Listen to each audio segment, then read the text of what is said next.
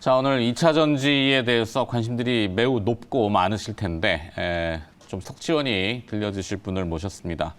아마 이분 요즘 시간이 가장 바쁘실 것 같은데도 자리를 내주셨는데 금양의 박순혁 홍보이사 함께 하겠습니다. 안녕하십니까? 예, 안녕하십니까? 네, 지난번에 한번 나오셨었는데 시간을 많이 못 드려서 너무 죄송스럽고. 아닙니다.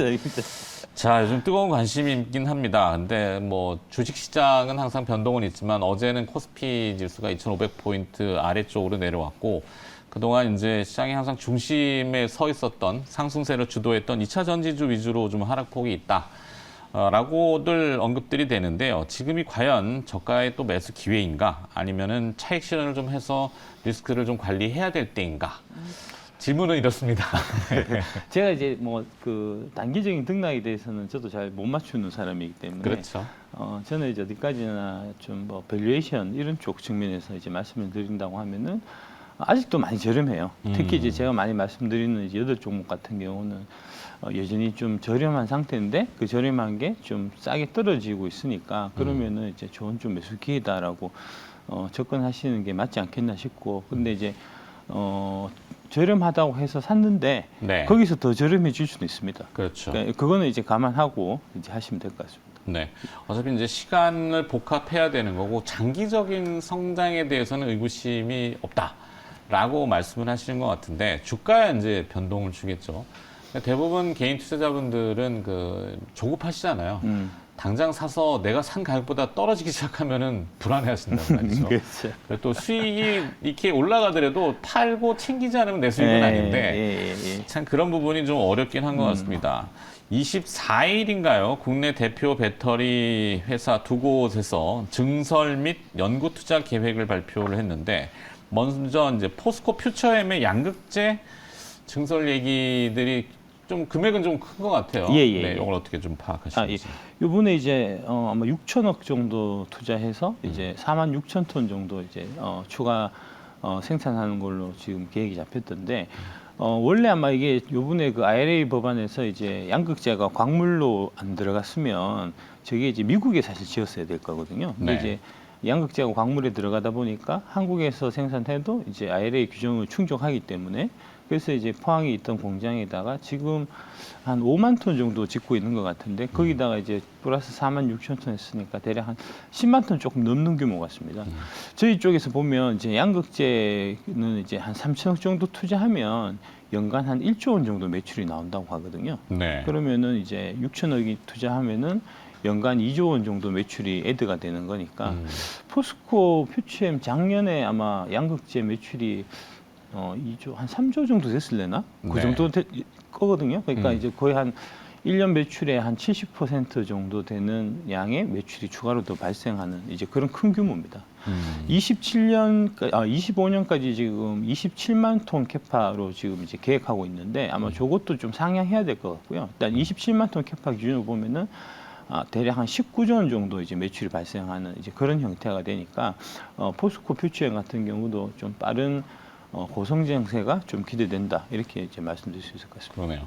기업은 뭐 이 캐펙스 투자를 대규모로 늘릴 때는 신중을 기하고 많은 그 전략적인 아이디어와 그다음에 정보를 취합해서 결정을 했을 텐데 일단 수주가 계속 들어오니까 그리고 또 그거에 대한 이 배증 속도가 또 빠르니까 결단을 한 것 같다는 생각인데 에코프로 그룹주라고 해야 되나요? 예. 네. 다음으로 뜨겁게 달아올랐던 포스코 그룹주, 뭐 앞으로 주가는 더 오를 것인지, 뭐 주가를 자꾸 여쭤봐서 그렇긴 합니다만. 예. 네. 앞으로 되게 좀 전도유망하지 않을까 이제 생각하고 있고요. 그러니까 지금 이제 시대적인 흐름도 그렇고 일단 우리나라 그 이제 2차 전지 밸류체인에서 가장 취약한 부분이 광물 쪽이거든요. 역시 이제 그런데 그래서 그거는 역으로 얘기하면은 우리가 IRA 규정이나 뭐 이런 것 때문에 중국산 광물을 못 쓰는 상태가 되기 때문에 일단 가장 시급하게 필요한 광물이 전구체하고 리튬입니다. 이제 리튬 하면 또 이제 포스코홀딩스의 그 음물의 무르트요, 뭐 그게 이제 내년부터 생산 들어가고요. 네. 그 광석을 갖고 와서 광석형 리튬을 호주에서 가지고 와서 그거를 이제 정제련하는 사업이 올해 4분기부터 그 공장에 가동되거든요. 광양에 필바라 리튬 솔루션이라는 이름으로 해서 아마 그게 이제 실적이 찍히기 시작하면은 한번 이제 포스코홀딩스 같은 경우에 제대로 한번 좀 주가가 좀 움직이지 않을까 이제 그렇게 저는 보고 있습니다. 네, 아예 또 리튬에 관련된 살아있는 재료다 이렇게 예. 보는 것이군요.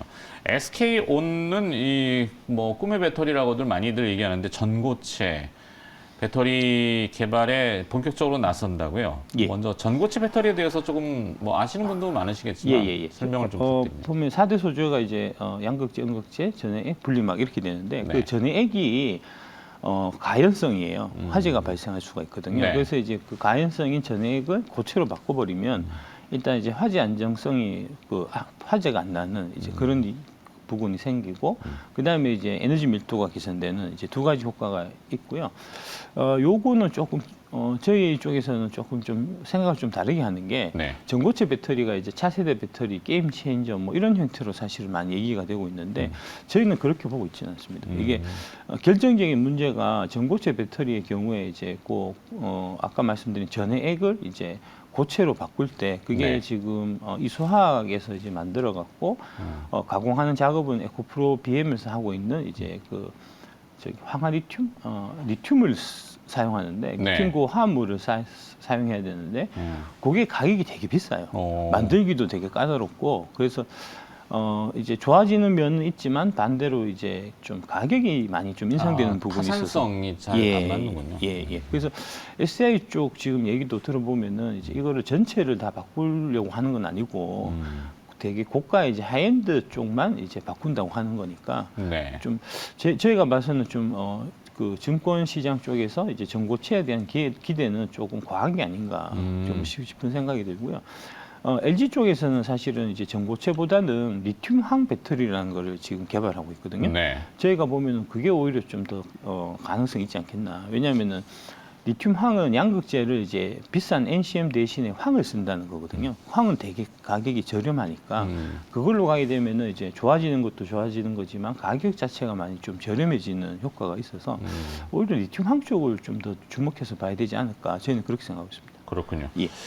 자, 이 K 배터리의 경쟁사라고 할 수 있는 중국의 뭐 대표적으로 CATL이 될 예. 거고 중국 얘기를 이제 안 해볼 수가 없는데 자, 중국 배터리 회사들에 대한 의견은 좀 어떠십니까? 최근에 이제 중국 쪽에서 나온 그 기사 뭐 보면 이제 광란의 질주가 끝났다 이제 이런 얘기가 나오고 양회라고 이제 되게 큰 행사가 있잖아요. 그렇죠. 거기서 이제 실제로 시진핑 주석이 지금까지 이제 CATL만큼 커온 거는 정말 이제 자랑스러운 일인데 네. 앞으로가 심히 걱정이 된다는 얘기를 한 바가 있어요. 그러니까 내수를 기반으로 해서 빠르게 외형을 키워왔긴 했지만 좀 이제 그 기술력이라든지 그다음에 해외 진출이라든지 이런 부분들은 좀 한계에 좀 부딪혀 있는 상태이기 때문에 그렇죠.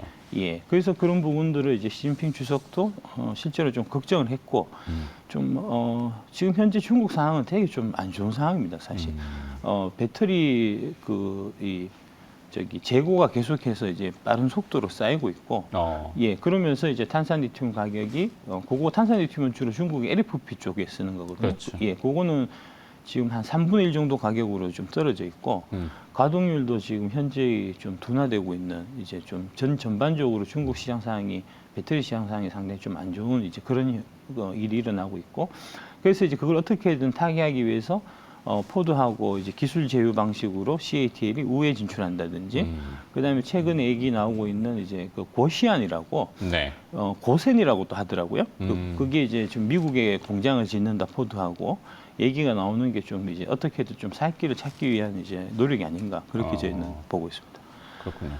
자, 하지만 미국 쪽으로 나가는 게 중국 입장에서는 녹록치는 않은 것 같고 이 미국과 중국의 정치적인 문제 이슈는 사실 대입하기는 싫지만 현실적으로는 그 광물 자원도 유럽의 이제 뭐 유럽판 IRA라고 하는 CARM 같은 경우도 예. 핵심 광물 보호에 대한 얘기들이 나오잖아요. 그렇습니다. 예.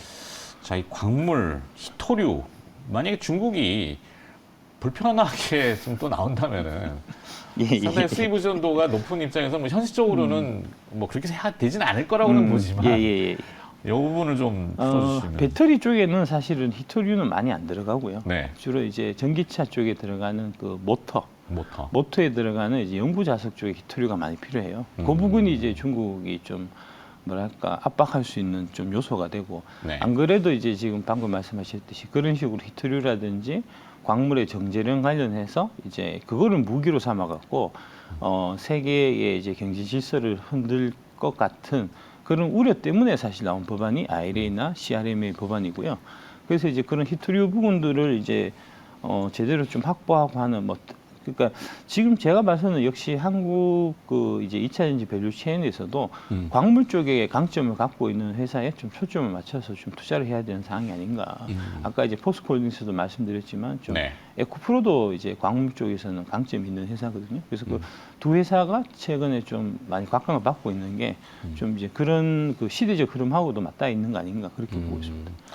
자, 그러면 이제 우리가 가진 거는 뭐 사실 기술력이 장점 아니겠습니까? 또 예. 빨리 따라가는 부분인데 그 하이니켈이라는 표현을 쓰면서 이제 에너지 밀집도를 양극재 쪽에서 뭐 구반반 얘기도 많이 하잖아요. 네.